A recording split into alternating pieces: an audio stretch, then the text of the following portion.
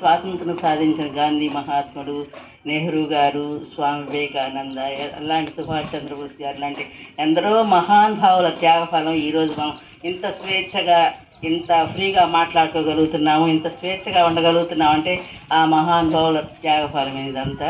మనం ఈ స్వేచ్ఛని చాలా ఎలా ఉపయోగించుకోవాలో అలా ఉపయోగించుకోవాలి. మనం మన గ్రామం డెవలప్ చేసుకోవడానికి ప్రతి ఒక్క డిపార్ట్మెంట్ నుంచి కూడా మనం సహాయం పొందడానికి ప్రతి ఒక్క డిపార్ట్మెంట్ని ఉపయోగించుకొని మనం గ్రామాన్ని ఎలా ఉపయోగించుకోవాలి, ఏఎన్ఎం గారిని ఎలా ఉపయోగించుకోవాలి, అంగన్వాడీ టీచర్ గారిని ఎలా ఉపయోగించుకోవాలి, పంచాయతీ సెక్రటరీ గారిని, విఆర్ఓ గారిని, ప్రతి ఒక్కరిని మనం ఎలా ఉపయోగించుకుంటే మన గ్రామాన్ని మనం డెవలప్ చేసుకోగలము అనే విధంగా ఆలోచించి అందరూ కూడా మన గ్రామం డెవలప్ చేసుకునే విధంగా పయనించాలి.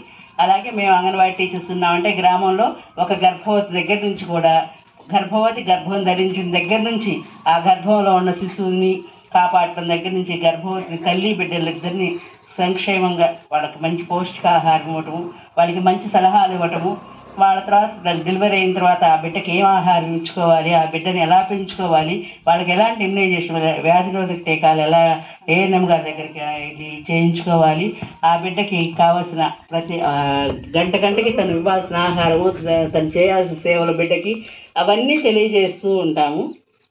ఆ తర్వాత ప్రీ స్కూల్లో నమోదు చేసుకొని ప్రీ స్కూల్లో బిడ్డకు కావాల్సిన అన్ని అవసరాలు ఆ బిడ్డ తినటం కాడి నుంచి కూర్చోవటం కాడి నుంచి ప్రతి ఒక్కటి నేర్పుతాము. ఆ తర్వాత స్కూల్లో వాళ్ళని నమోదు చేస్తాము. అట్లా ప్రతి ఒక్కరి సంక్షేమానికి మా వంతు శాయశక్తులా మేము ప్రయత్నం చేసి మేము కృషి చేస్తూ ఉంటాము. అలాగే ప్రతి ఒక్కరు కూడా ఎవరికి చేతనైన సేవ వాళ్ళు చేయాలని కోరుకుంటూ ఇంతతో ముగిస్తున్నాను.